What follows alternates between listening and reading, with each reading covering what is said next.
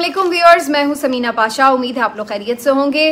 Viewers, कुछ अहम खबरें और अपडेट्स लेकर इस व्लॉग में आपके सामने हाजिर है जनाब। सबसे पहले तो आज आपको जाहिर है कि मुबारकबाद देंगे अरशद नदीम की ज़बरदस्त कामयाबी के ऊपर। अरशद नदीम जो कि पाकिस्तानी एथलीट, जिन्होंने ना सिर्फ ये कि ओलंपिक्स में वर्ल्ड रिकॉर्ड बनाया, बल्कि इन ओलंपिक्स में कोई 32 साल के बाद पाकिस्तान के लिए गोल्ड मेडल भी हासिल किया है। पहले तो माजरत की इस मौजू के ऊपर मैं खासा मेरा ख्याल है लेट ही आई हूँ आपके सामने, और सब लोग इस पे तकरीबन बात भी कर चुके हैं, बात हो रही है, लेकिन इसके कुछ और पहलू हैं जो आपके सामने रखेंगे इस व्लॉग में। इसके साथ साथ जनाब एक बहुत ही इंटरेस्टिंग किस्म का फैसला आया है जस्टिस मंसूर अली शाह साहब का। ये किसी और केस में उन्होंने बेसिकली फैसला जारी किया, लेकिन उसका एक जो पैराग्राफ है वो बड़ा मीनिंगफुल है। वो क्यों मीनिंगफुल है आपके साथ शेयर करूंगी। और जस्टिस काजी फायज ईसा भी आज बड़े बदले बदले रिमार्क्स दे रहे थे, तो ज़रा उनके रिमार्क्स को भी चेक करेंगे कि क्या मामला है। इसके साथ साथ जनाब आज अजहर मशवानी साहब के जो भाई हैं उनके केस के हवाले से मियाँ गुल हसन औरंगज़ेब साहब जो हैं वो समाअत कर रहे हैं। अब ये केस जो है इस्लामाबाद हाई कोर्ट में लग चुका है, तो इसके ऊपर भी बात करेंगे। एक अहम शख्सियत जो हैं वो पाकिस्तान आई हैं, उनके पाकिस्तान आने को किस तरह से देखा जा रहा है इसके ऊपर भी बात करेंगे। तो काफ़ी कुछ है इस व्लॉग में। आपसे रिक्वेस्ट है कि चैनल को सब्सक्राइब कर लें अगर अभी तक सब्सक्राइब नहीं किया। सबसे पहले जी थोड़ी मुख्तसर सी बात करूंगी अरशद नदीम के हवाले से। वैसे तो बात पूरी करनी चाहिए, फुल मेरा ख्याल है व्लॉग इस पे होना चाहिए, क्योंकि बड़े अरसे के बाद पाकिस्तान को इस तरह की कोई खुशी नसीब हुई है। और खेलों के मैदान में पाकिस्तान जिस तरह पीछे से पीछे ही जाता जा रहा था, तो बहुत ही तकलीफ देह था। इस दफ़ा भी ओलंपिक्स में मेरा ख्याल है 7-8 एथलीट हैं जो पाकिस्तान की तरफ से रिप्रेजेंट कर रहे थे। और कभी भी पाकिस्तान ने जो भी ओलंपिक्स होते रहे हैं, कभी भी उनमें कोई ख़ास खातिर खा परफॉर्मेंस नहीं दी। जब हमारी हॉकी टीम कभी अच्छी हुआ करती थी तो उस वक्त हम फिर भी कुछ उम्मीद लगा लेते थे। अब तो हॉकी टीम का भी अल्लाह ही हाफिज़ है, क्रिकेट टीम का भी अल्लाह ही हाफिज़ है, और बाकी भी जो स्पोर्ट्स हैं उनको ना तो इतनी हुकूमत तवज्जो देती है और ना ही लोगों का कोई बहुत ज़्यादा रुझान रहता है। तो इस वजह से ये सारी जो खेलों की सरगर्मियाँ हमारे मुल्क में वो मांद पड़ती जा रही हैं। लेकिन ऐसे में अरशद नदीम जैसे एथलीट जो कि अपने बलबूते पर, मैं फिर कहूँगी अपने बलबूते पर निकलें, मेहनत करें और किसी भी तरह आगे बढ़कर पाकिस्तान का नाम रोशन करें, तो इससे बेहतरीन बात कोई हो ही नहीं सकती। इससे ज़्यादा खराज तहसीन किसी और को पेश किया ही नहीं जा सकता। अरशद नदीम जो कि एक बहुत ही आप समझ लें कि बैकग्राउंड भी उनका ऐसा है कि बहुत बैकवर्ड एरिया से हैं, और मियाँ चन्नू से उनका ताल्लुक़ है, एक गांव में उनका घर है। और इससे पहले भी जो मुख्तलिफ इवेंट्स होते हैं स्पोर्ट्स के, उनमें वो जाहिर है कि परफॉर्म करते रहें, पाकिस्तान को रिप्रेजेंट करते रहें, तो इसलिए लोग उनको जानते तो थे कि ये अरशद नदीम है। और ये मुख्तलिफ फोरम्स के ऊपर भी हमें नज़र आए। इमरान खान साहब से भी उनकी मुलाकात हुई, शहबाज शरीफ साहब हों, जो भी वक्त की हुकूमत है वो जाहिर है जो कोई भी कहीं भी किसी इवेंट में रिप्रेजेंट करता है उसको इनकरेज करने की कोशिश करती है। तो ये हुआ, लेकिन ओवरऑल अगर आप ये बात कहें कि उनको बड़ा कोई किसी ने फैसिलिटेट किया या बड़ा ग्रूम करने के लिए उनको कोई वसाइल मुहैया कर दिए, तो ऐसा कुछ नहीं था। उस बंदे ने तने तनहा अपने बलबूते के ऊपर, या जो भी उनके इमीडिएट कोच थे, सिर्फ उनकी हेल्प के साथ जो है वो पाकिस्तान का नाम आज इस तरह से बुलंद करने में कामयाब हुआ है। अरशद नदीम ने कल जब ये फाइनल खेलना था जेवलिन थ्रो का, तो इसमें भारत के जो नीरज चोपड़ा हैं उनसे उनका मुकाबला था। बाद में मुझे पता चला है कि वो उनके दोस्त भी रहे हैं, मुख्तलिफ इवेंट्स में ज़ाहिर है रिप्रेजेंट करते होंगे, वो अपने मुल्क की नुमाइंदगी करते हैं इनके, तो ज़ाहिर आपस में दोस्ती भी हो जाती है। लेकिन मैं ज़रूर ये बात कहूँगी कि नीरज चोपड़ा जो हैं बहुत ही एक भली औरत के बेटे हैं, और उनकी तरबियत में भी ये नज़र आता है। और फिर जब मैंने उनकी वालदा की गुफ्तगू सुनी तो मुझे पता चला कि वो फिर सही मतलब माँ की जो तरबियत है वो बेटे में नज़र आ रही है। और इसी तरह से जो अरशद नदीम की वालदा है, बहुत सादा सी औरत है, देहाती, और उनकी भी आप गुफ्तगू सुने। ये बहुत बड़े लोग हैं, मैं आपको बताऊँ, ये छोटे छोटे घरों में रहने वाले बहुत बड़े लोग हैं। इनके घरों में बिठाने के लिए आपके पास कुर्सी नहीं है इनके पास, लेकिन इनके दिल कितने बड़े हैं ये आप देखिए, और इनके काम कितने बड़े हैं, इनके गुण कितने बड़े हैं। तो ये कल जो खुशी अरशद नदीम ने दी है वर्ल्ड ओलंपिक्स में, इन्होंने ना सिर्फ ये कि एक रिकॉर्ड बनाया सबसे ज़्यादा लंबा थ्रो करने का, और इतना लंबा थ्रो कर दिया है कि बड़ा मुश्किल है कि कोई आसपास इसको जल्दी क्रॉस कर सके। और दूसरा वर्ल्ड रिकॉर्ड बनाने के साथ साथ उन्होंने गोल्ड मेडल भी जीता है। जब ये क्वालिफाइंग राउंड चल रहा था, मैं थोड़ा सा फॉलो कर रही थी, तो उस वक्त पता ये चला था कि इन्होंने जो मैक्सिमम थ्रो फेंका था वो 86 पॉइंट समथिंग था। और आमतौर पर जो बहुत ज़बरदस्त प्लेयर्स होते हैं जैसे कि नीरज चोपड़ा खुद बहुत ज़बरदस्त प्लेयर हैं और ये मुख्तलिफ जो इवेंट्स में ये भी फेंकते रहे हैं जो जेवलिन, तो इनकी भी थ्रो इसी तरह 88, 89 इस तरह से कुछ इसके आसपास ही उसकी रेंज रहती है। लेकिन अरशद नदीम का कल दिन था जनाब, और उन्होंने तो एक ऐसा काम किया कि जो अनबिलीवेबल था। कोई भी इस हद तक एक्सपेक्ट नहीं कर रहा था कि वो इतना ज़बरदस्त पाकिस्तान के लिए ये कारनामा कर सकेंगे। बहुत इमोशनल फीलिंग्स थी और अरशद नदीम को पाकिस्तान के लिए यूं लड़ता देखना और उनके लिए इस तरह से उनका परफॉर्म करना एक ऐसी फीलिंग थी जो बहुत अरसे के बाद फील हो रही थी। गूज बम्स आ रहे थे, लोगों की आंखों में आंसू आ रहे थे, उनको बार बार हम वो क्लिप देख रहे थे जिसमें वो जिस तरह से थ्रो कर रहे थे और फिर जो उनके जज्बात थे वो भी काबिल कदर थे। सजदा रेज हुए वो, और फिर जिस तरह से उन्होंने शुक्र अदा किया। तो अल्लाह ताला हमारे मुल्क को बार बार ऐसे मनाजिर देखने को दे कि जब हम प्राउड फील करें और जब हमें अंदर से खुशी महसूस हो। जो अच्छी चीज़ थी ये कि मैं ट्विटर रात को फॉलो कर रही थी तो ऐसा महसूस हो रहा था कि एक ऐसी चीज़ है जिसने पूरे मुल्क को यकजा किया हुआ है। हर कोई दुआ कर रहा था कि ये कामयाब हो जाएं, ये जीत सकें, और फिर हमने देखा कि ऐसा हुआ भी। और कुछ देर तो वो यूनिटी बड़ी बरकरार रही और उसके बाद सब जो है मतलब खुश थे इस बात के ऊपर एज पाकिस्तानी के जी इतना बड़ा रिकॉर्ड जो है वो पाकिस्तान के लिए अरशद नदीम ने बनाया है। लेकिन फिर उसके बाद वही अजीबोगरीब किस्म की घटिया सियासत जो है वो शुरू हो गई। बहुत अफसोसनाक मरहला था ये भी देखना। लेकिन इससे पहले कि मैं उस सियासत की तरफ जाऊं, अरशद नदीम की जो वालदा हैं उन्होंने जिस तरह नीरज चोपड़ा के लिए कहा कि वो भी मेरा ही बेटा है, मुझे खुशी है कि उसने सिल्वर मेडल जीता है, और सिल्वर मेडल जीतने वाले नीरज चोपड़ा जो भारत से ताल्लुक़ रखते हैं उनकी वालदा ने भी इसी तरह के जज्बात अरशद नदीम के लिए कहे। तो बहुत अच्छा लगा ये देखना। देखिए यही है बात कि मोहब्बतें बांटनी चाहिए, नफरतें नहीं, गजली कटी बातें नहीं करनी चाहिए, बल्कि मोहब्बत और जोड़ने की बातें करनी चाहिए। और ये मेरा ख्याल एक पैगाम है मोहब्बत का कि आप जब खेल के मैदान में हो तो मुकाबला ज़रूर होता है, लेकिन इसके अलावा जो है जो भी आपके एथलीट हैं, स्पोर्ट्समैन हैं, ये आपके सिफारतकार होते हैं, ये मोहब्बतें बांटते हैं। मेरा ख्याल है ये जो पाकिस्तान के नामवर क्रिकेटर्स हैं और भी लोग हैं, इनके लिए भी जो कि तल्ख बातें करते हैं उनके लिए भी इसमें एक मैसेज है। तो ज़बरदस्त जी, उनकी वालदा बहुत बड़े दिल की हैं, ज़बरदस्त उन्होंने तबीयत की अपने बच्चे की भी, और वो नज़र भी आई। लेकिन यहाँ हमारे यहाँ बहुत से छोटे लोग पाए जाते हैं जो हर चीज़ में घुस जाते हैं कि जी कोई कुछ किया है या नहीं किया है, क्रेडिट लेने पहुंच जाते हैं। तो ये जो घटियापन है ये हमारे यहाँ कभी ख़त्म नहीं होता, और इस बात का अंदाज़ा शुरू से था। जैसे ही रिकॉर्ड बन रहे थे सारे शुरू हो गए कि अब खबरदार जो क्रेडिट लेने कोई आया, क्योंकि ये बंदा वो बंदा था जिस बेचारे के पास नया जेवलिन ख़रीदने के लिए पैसे नहीं थे, और वो इधर उधर मारा फिर रहा था कि किसी तरह कोई उसको स्पॉन्सर कर दे और वो जेवलिन नया ख़रीद सके। वो नेज़ा जिससे वो हिट करते हैं वो तक ख़रीदने के लिए उसके पास बेचारे के पास पैसे नहीं थे। अंदाज़ा लगाएं आप। और ये इस तरह की बात थी कि ये बाहर भी बात मशहूर थी कि जी इसके पास पैसे नहीं थे। मैं इंडियन चैनल्स की कवरेज भी देख रही थी, वो भी इस चीज़ को एलेबोरेट कर रहे थे। फिर वो नीरज चोपड़ा का एक इंटरव्यू का मैंने क्लिप देखा तो वो तक भी इस बात के ऊपर कह रहा था कि जी इनके जो हुकूमत के लोग हैं उनको सपोर्ट करना चाहिए। तो जब कोई बंदा स्ट्रगल कर रहा होता है आप उसको उस वक्त सपोर्ट ना करें, और जब वो कामयाब हो जाए तो फिर आप आ जाएं कि लें जी सारी कामयाबी तो हमारी है, ये तो हमारा विजन है, फिर विजन आप करते हुए आ जाएं। तो ये मतलब इन लोगों की कोई लिमिट ही नहीं है।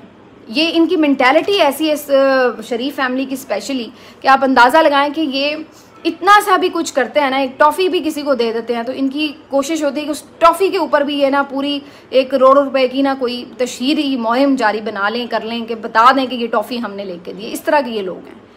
अब वो मतलब पहले हम इस बात से तंग थे कि मरियम नवाज साहिबा कोई दूध का डब्बा बना रही हैं, उसके ऊपर अपनी तस्वीर पे लगवा रही हैं, या कोई कैंप वासा का लगा हुआ है उसके ऊपर लग रही है तस्वीर, कोई आपने पार्क बना दिया उसके ऊपर तस्वीर लगा, वो तस्वीरें लगा के बस मशहूरी कर दो हमारी कि हम सब कुछ कर रहे हैं।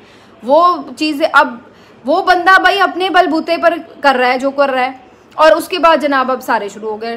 शहबाज शरीफ साहब ने पहले तस्वीर लगा दी जी, उसको चेक दे रहे थे जब कोई 10 से 1 लाख का किसी वक्त दिया होगा, वो तस्वीर लगा के और मशहूरी। उस्मान बुज़दार साहब जो आगे पीछे कभी ट्विटर पे आते भी नहीं हैं, उनको भी फौरी मौका मिल गया अपनी तशहीर का। उन्होंने भी जनाब 5 लाख का कभी चेक दिया था, वो तस्वीर उनके साथ देते हुए की लगा दी। मतलब फॉर गॉड सेक, जिसका क्रेडिट है यार उसको लेने दें, उसका दिन था उसको सेलिब्रेट करने दें, उसको बस उसकी दाद और तहसीन करें। बीच में अपना आपने आके जो एक मशहूरी नामा करना होता है, उससे आप बाज नहीं आ सकते एक दिन के लिए। सारा दिन आप यही करते हैं, पहले दोपहर में आप पॉलिश करते हैं, रात को आप कहते हैं अब हमारी कोई पॉलिश करे। ये वाली सूरत हाल है आपकी। तो ये इन लोगों ने हरकत की। ऊपर से फिर एक फेक सी सुबह वीडियो बनाई कि जी वो क्लिप चला के ना उनका LCD पे, और जी वो बैठे हुए हैं शहबाज शरीफ साहब, साथ राना मशहूद साहब बैठ गए। इतना फेक काम करते हैं खुदा की कसम कि उल्टा इरिटेशन हो जाती है। और वो एकदम उसने हिट किया, वाह ज़बरदस्त ज़बरदस्त जी शहबाज शरीफ साहब, ये आपका विजन है, आपका विजन है, आपका विजन। कमाल है यार, मतलब कैसे कर लेते हैं भाई आप लोग। आपका विजन है क्या? वो किस लिए विजन का वो कर रहे हैं कि जी पंजाब यूथ फेस्टिवल में कभी उस बेचारे ने कहा था कि जी मैंने परफॉर्म किया था, तो ये आपका टैलेंट है भाई। मतलब फौरन आप आ जाते हैं कि किसी तरह इनकी हम जो है वो शुरू कर दें खुशामदें। मतलब लिमिट है यार, किसी वक्त रजते ही नहीं है ये लोग अपनी खुशामदों से। ये हालात हैं इस मुल्क के।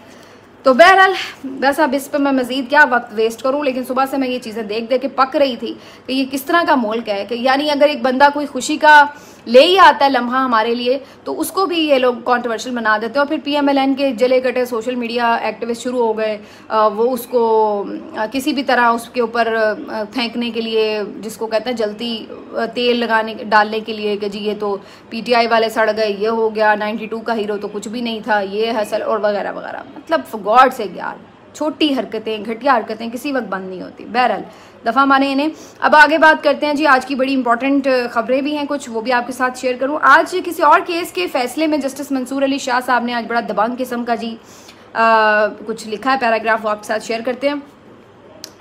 Justice Mansoor Ali Shah, the upcoming chief justice of Pakistan, कहते हैं कि सुप्रीम कोर्ट को आईनी तशरीह, इंसाफ की फरामी और आइन पर अमल दरामद का इख्तियार हासिल है। सुप्रीम कोर्ट के फैसले महज सिफारिशात या एडवाइजरी नहीं होते, फैसलों पर अमल दरामद हर सूरत यकीनी बनाना होगा। सुप्रीम कोर्ट आइन की हतमी तशरीह करने वाले इदारे के तौर पर फैसला करती है। फैसलों को नज़रअंदाज करना, उन पर अमल दरामद में ताख़ीर करना आइनी ढांचे को चैलेंज करने के मुतरादिफ है। अदालती फैसलों पर अमल दरामद करना कर्टसी नहीं बल्कि आइन की मंशा है।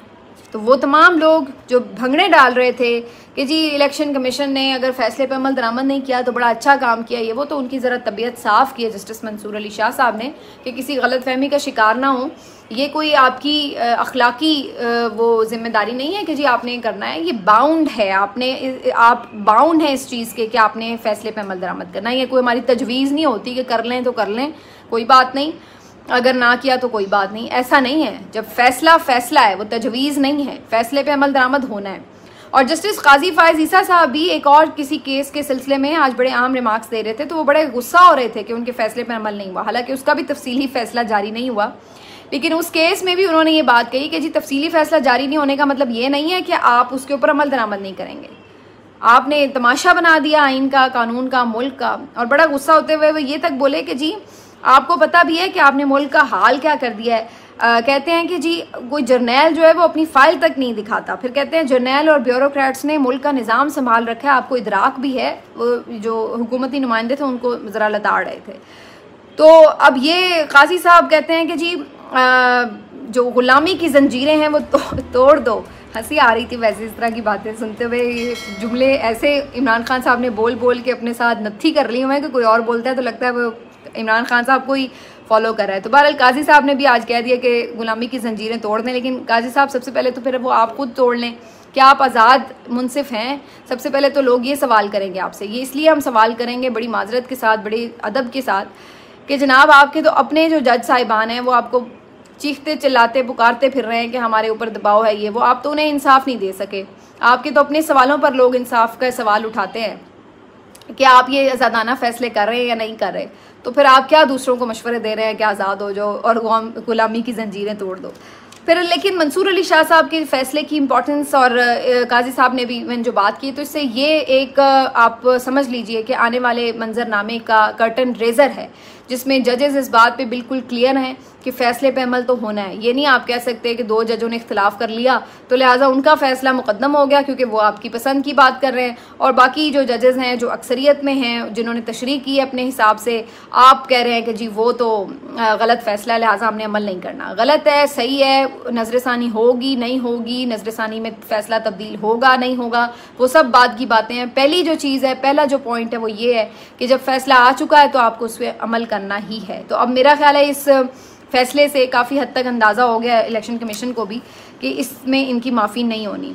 बाकी 2 एक अहम खबरें और हैं। मियाँ जस्टिस गुल हसन औरंगज़ेब साहब जो हैं अज़हर मशवानी साहब के भाइयों का केस सुन रहे हैं, और इस केस में उन्होंने अब वक्त दिया है 2 दिन का, और उन्होंने कहा है कि फौरी तौर पर अगली पेशी पे जो है उनके भाइयों को पेश किया जाए। ये नहीं है कि रिपोर्ट पेश किया जाए। और ये भी उन्होंने पूछा कि क्या वजह है कि यहाँ पर आप लेके आएंगे केस, तो लाहौर हाई कोर्ट में चल रहा था। तो फिर उन्हें बताया गया कि एक व्हाट्सएप कॉल के ज़रिए ये कहा गया कि अज़हर मशवानी अगर PTI से अलहदगी इख्तियार करते हैं और जो भी उनकी डिमांड्स थी वो रखी गई तो फिर उनको जो है प्रोड्यूस कर दिया जाएगा उनके भाइयों को, क्योंकि उनके भाई इस्लामाबाद में हैं। तो जब ये पता चला कि उनके भाई इस्लामाबाद में है तो इसलिए ज्यूरिसडिक्शन चूँकि फिर इस्लामाबाद हाई कोर्ट की भी बन सकती है, तो इसलिए फिर इस्लामाबाद हाई कोर्ट में आके दरख्वास्त दायर कर दी गई है। तो फिर इस पर मियाँ गुल हसन औरंगज़ेब ने सारी एक जो उनकी टाइमलाइन थी वो मंगवाई कि क्या क्या कब उनके भाइयों को, उनके वालिद को, खुद अज़हर मशवानी को उठाया गया, गिरफ्तार किया गया, जिस तरह लापता रखा गया। तो वो सारी उन्होंने जो उनकी हिस्ट्री थी, एक रिकॉर्ड था, वो मंगवाया है, और उसमें उन्होंने बड़े इंपॉर्टेंट रिमार्क्स भी हैं। तो लेट्स सी कि वो इसके ऊपर आगे क्या फ़र्दर पेशरफ्त होती है। लेकिन मुझे लगता है कि अब जहाँ पे हम देखते रहे एक पैटर्न कि इस्लामाबाद हाई कोर्ट में जब मामला आता है तो फिर बंदे सामने आ ही जाते हैं, तो वी होप कि ऐसा हो। आखिर में जी आपको ये खबर दे दें कि मस्जिद नबवी के इमाम जो हैं वो पाकिस्तान तशरीफ़ लाए हैं, और यूँ तो अहम शख्सियात मिलने जुलने के लिए आती हैं, खैर सगाली के दौरे भी होते हैं, और इससे पहले भी हम देखा है कि आते रहते हैं। जो इमाम काबा भी हैं वो भी आ चुके हैं, और भी लोगों के वफूद का सिलसिला जारी रहता है। लेकिन इस दफ़ा जो इमाम यानी मस्जिद नबवी के जो इमाम हैं उनके हवाले से बड़ी लोग इम्पोर्टेंस समझ रहे हैं उनके दौरे की, क्योंकि वो समझ रहे हैं कि जो हालिया पाकिस्तान का एक तनाव का माहौल है सियासी, उसमें वो कोई शायद अहम मैसेज लेके आए हैं, कोई किरदार अदा कर सकते हैं। तो इस चीज़ से भी लोग इसको जोड़ रहे हैं। अब वाकई क्या इसका कोई ताल्लुक़ इस बात से है या नहीं, क्योंकि कुछ दिन पहले नईम अशरफ भट्ट भी ये खबर दे रहे थे कि जब इमरान खान साहब की टॉक्स जो पसे पर्दा चल रही थी किसी हद तक वो बड़ी करीब थी कि किसी सोल्यूशन पे पहुंच जाते, लेकिन वहाँ पर सऊदी अरब से मुतालिक जो शेर अफजल मरवत साहब का बयान था वो आया, जिसने इस सारे जो प्रोसेस को सबटाज किया। तो वो ये बात कर रहे थे कि सऊदी अरब कहीं ना कहीं इस सारे मामले में इसका मतलब है कि कोई किरदार अदा कर रहा है। तो अब मस्जिद नबवी के इमाम ज़ाहिर है एक बहुत ही अहम बड़ी रूहानी शख्सियत हैं और बड़ी अहम शख्सियत हैं। देखना यह है कि क्या वाक़तन वो कोई सुलह सफाई करवाने के लिए आए हैं या फिर ये उनका अपना प्राइवेट एक खैर सगाली दौरा है। तो ये बड़ा इंपॉर्टेंट है जी, इसके असरात आपको चंद ही दिनों में नज़र आना शुरू हो जाएंगे अगर ऐसा कुछ हुआ। मिलते हैं आपसे अगले वीलॉग में, अपना ख्याल रखिए, अल्लाह हाफ़िज़।